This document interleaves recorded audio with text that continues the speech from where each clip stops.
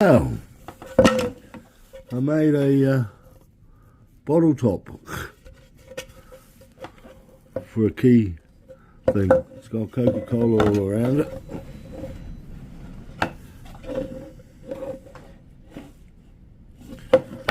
And got the old Coca-Cola symbol inside it.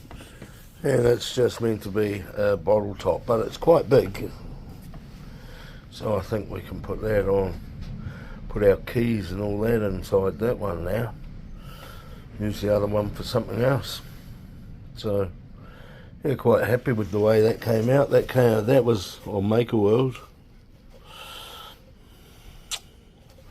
and of course it was using the plate with the shapes.